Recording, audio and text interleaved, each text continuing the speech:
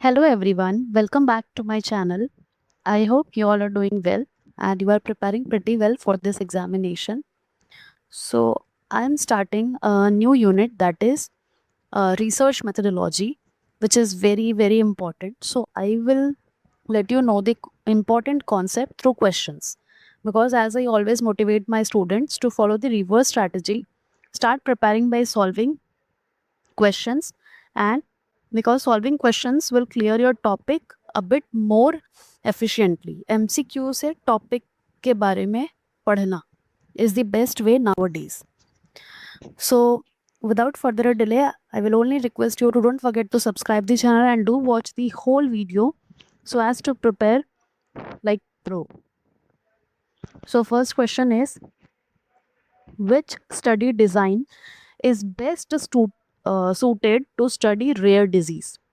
Suppose if you want to study a rare disease, so which study design will you follow? Cohort study, case control study, cross sectional study, or randomized trial? So I will let you know. I have prepared one video related to different kind of study design in a very simple manner. Like you can in just 5 minutes you will be able to catch that what is cohort, what is case control. So do watch it and then watch this video to solve different questions. So what will be the best study design to study about the rare diseases? So the best will be is case control studies, right? Case control studies will be the best. Why it is most efficient? To identify the risk factor, because it will require few participants as compared to the cohort studies, and you can start with the cases. Why it is more efficient? Case control ही क्यों, बाकी क्यों नहीं? Because case control studies में कम participants की ज़रूरत होती है कोहोर्ट स्टडी से. लाइक इसमें आपको बहुत लॉन्ग टर्म आप एक्सपोजर देखते हो किसी ड्रग्स का या किसी भी एक हैबिट का या किसी भी एक फैक्टर का. केस कंट्रोल में जैसे ही आपको कोई केस दिखा आप तुरंत अपना स्टडी स्टार्ट कर सकते हो. So it is efficient for rare diseases. Why? Because it starts with cases like disease and controls no disease. अगर किसी में केसेस दिख रहे हैं तो वो डिजीज कहलाएगा एंड किसी में वो डिजीज नहीं है, so that will be acted as a control. Looks retrospectively for exposure and measure used odds ratio. So this is the most important question कि rare disease के लिए आप कौन सा method choose करेंगे. So the first one, that is case control study. Now second question, a study that measure exposure and disease simultaneously in a population is what? Cohort study, case control study, cross sectional study, RCT. So जितने भी type के आपके study designs हैं, you need to write it down in your notebook. As कुछ भी पूछा जा सकता है एंड ये ज़रूरी नहीं है कि सिर्फ डेफिनेटिव फॉर्म में पूछा जाए. You can be asked in the format of examples, like they can provide you some illustration, some example, and then they can ask that which study design is best suited. So cross sectional studies are basically observational studies. Observational studies that will analyze data from a population at a single point in time. Observational study है और क्या करेगा, एक population से यानी data को analyse करेगा at a single point in time. So ये जनरली कब किस लिए यूजफुल होता है? They are often use to measure the prevalence of health outcomes. Like अगर आप कुछ जनरलाइज्ड बोलना चाहते हो, सो इस टाइप के स्टडी के लिए क्रॉस सेक्शनल स्टडी यूज़ किया जा सकता है. सो जैसे मान लो एग्जाम्पल के थ्रू समझ सकते हो. क्रॉस सेक्शनल स्टडी का एग्जाम्पल क्या है? लाइक सर्वेइंग 1000 एडल्ट्स या 10,000 adults at a single time to find the prevalence of obesity. Simple सा एकदम सीधे शब्दों में बता रही हूँ. If you want to analyse any such health related outcome on a large population at a single time, that kind of study is known as cross sectional study.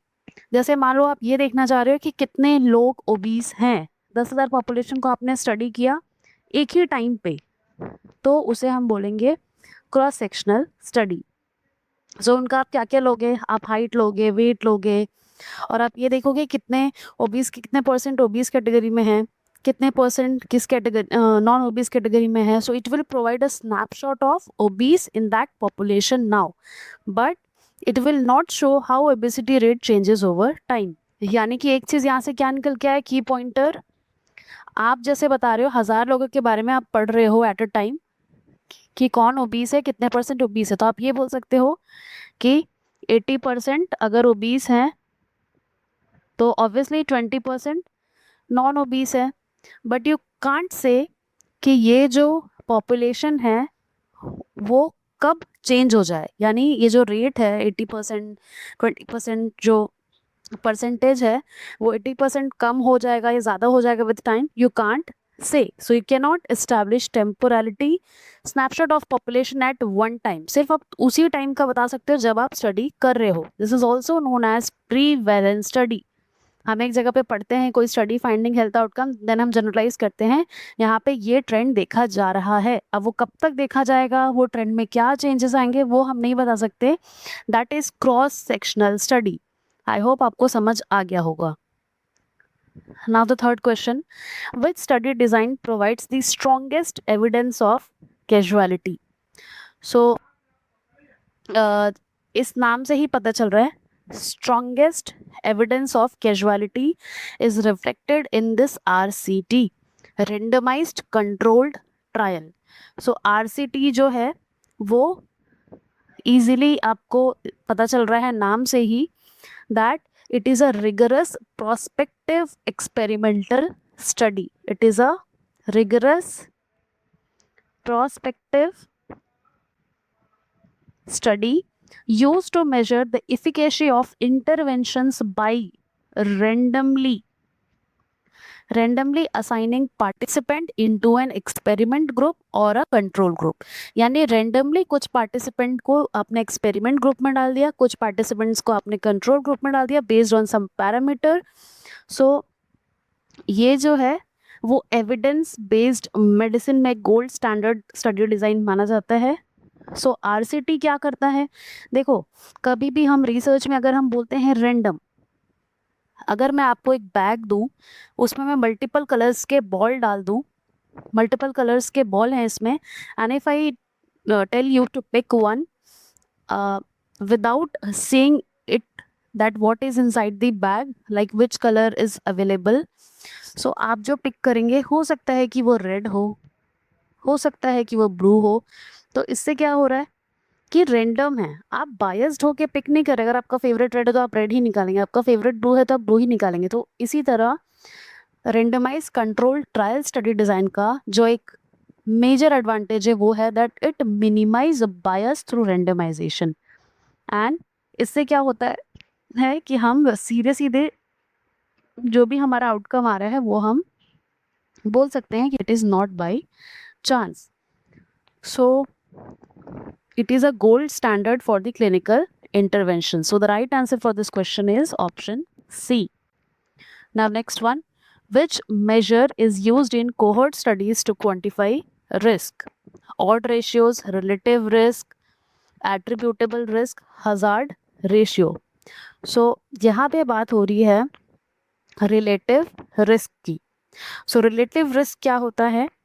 Relative risk is, relative risk बोलो या risk ratio is the ratio of probability of an outcome in an exposed group to the probability of an outcome in an exposed group। यानी कि exposed upon unexposed। यहाँ पे मैंने लिखा है RR stands for relative risk। यानी हम cohort studies में रिस्क को कैसे कैलकुलेट करते हैं, इंसिडेंस इन एक्सपोज, जितने ग्रुप हमने एक्सपोज किए हैं। कोहॉर्ट स्टडी क्या होता है, मैं फिर से एक बार रिकमेंड करूँगी, do watch this previous video in which I have mentioned the different kind of research and then come to this video so that you will be able to like completely understand it। So RR stands for relative risk, which can be calculated by the ratio of incidence in exposed group upon the incidence in unexposed group. So this is how you can calculate this one. So ये इस तरह से आपको calculate करना होगा. Now fifth one, which measure is primarily calculated in case control studies? Relative risk, incidence risk, rate, odd ratio, attributable fraction. So इस तरह से आपको लिखना होगा कि कौन से कौन से रिसर्च डिज़ाइन में आप कौन सा रिस्क कैलकुलेट करते हो. सो यहाँ पे हम कैलकुलेट करते हैं odd ratio. So odd ratio and relative risk जो था या रेशियो जो था वो हम क्यों मेजर करते हैं और किस किस केस कंट्रोल में क्या मेजर करोगे एंड कोहॉर्ट स्टडीज़ में क्या मेंशन करोगे, ये सारी चीज़ें आपको पता होनी चाहिए. जैसे अभी हमने पढ़ा आरआर के बारे में, रिलेटिव रिस्क के बारे में, अभी हम पढ़ेंगे ऑड रेशियो के बारे में, ओआर के बारे में. So basically they measure the association between exposure and outcome. हम क्यों मेजर कर रहे हैं इसे? बिकॉज ये बताते हैं कि is there any association between the exposure to a factor of an individual और let's say subject and with the outcome. क्या वो एक्सपोज होने के बाद वो आउटकम आया, क्या कोई एसोसिएशन है या बिल्कुल ही एसोसिएटेड नहीं है. सो आरआर जो है वो प्रोबेबिलिटी है किसी इवेंट का, यानी ये जो था वो हमने कोहोर्ट में पढ़ा है, ये जो है वो हम CCS में पढ़ रहे हैं, केस कंट्रोल स्टडीज़ में. सो ये जो RR है it will compare the probability of an event between groups, यानी कि किसे हमने एक्सपोजर दिया और किसे हमने नहीं दिया. ठीक है, यही था RR, incidence in exposed upon incidence in unexposed, right. तो उसके बाद OR क्या करता है, it will compare the odds of exposure among cases versus control. This is for case control studies.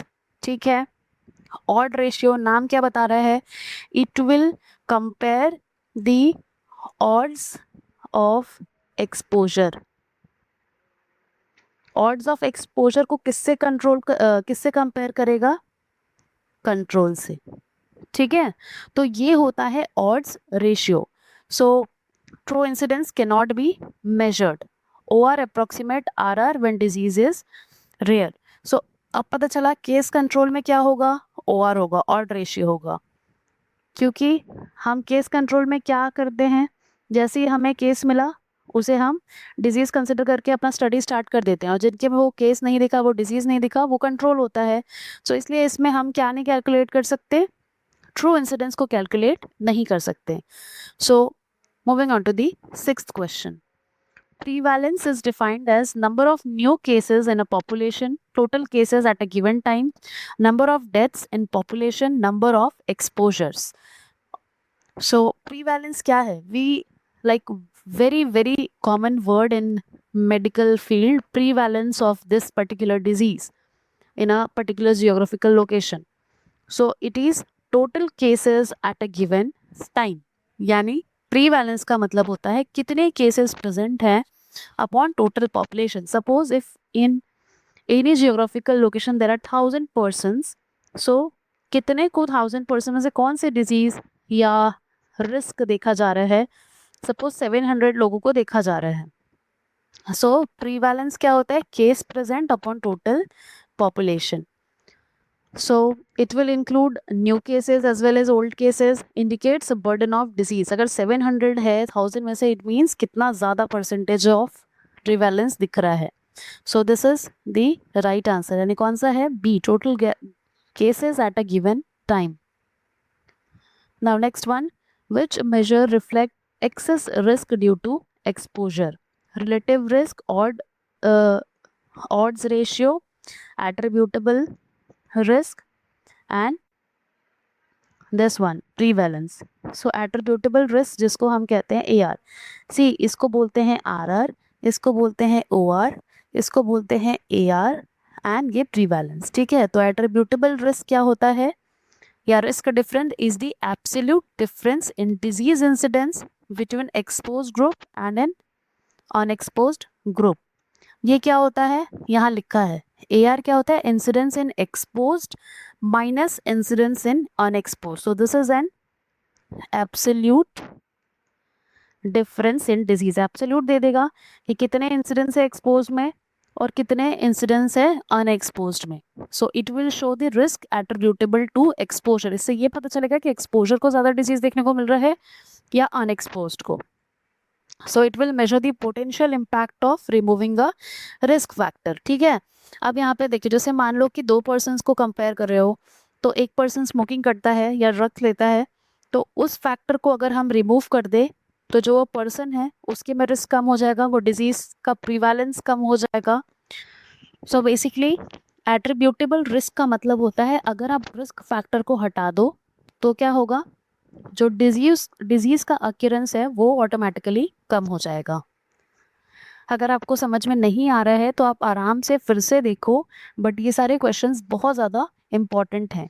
Population attributable risk estimates what, risk among exposed individual, risk among unexposed individual, impact of exposure on entire population, prevalence। देखो अगर 8th अगर आपने समझ लिया तो 9th का आप answer कर सकते हो। 9th क्वेश्चन क्या था, 8th क्वेश्चन क्या था, एट्रीब्यूटेबल रिस्क के बारे में। अब 9th क्वेश्चन क्या है कि population attributable risk estimates what. तो अभी तो जस्ट बताया कि इम्पैक्ट ऑफ एक्सपोजर किसी भी फैक्टर का, जैसे मैंने स्मोकिंग वाला एग्जांपल समझ लो, दो पर्सन है, दोनों का आप डिजीज, जैसे स्मोकिंग करने से क्या होता है, लंग्स खराब होते हैं एंड अल्टीमेटली लंग कैंसर होता है।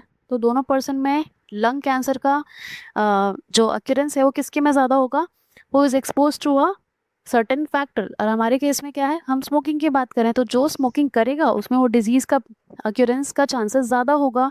सो पॉपुलेशन एट्रीब्यूटेबल रिस्क AR क्या बताता है, फैक्टर डिपेंडेंसी। अगर वो फैक्टर हट गया तो डिजीज रिड्यूस हो जाएगा। ठीक है, याद रख लो, फैक्टर अगर हट गया तो डिजीज अपने आप कम हो जाएगा। स्मोकिंग वाला याद रखना।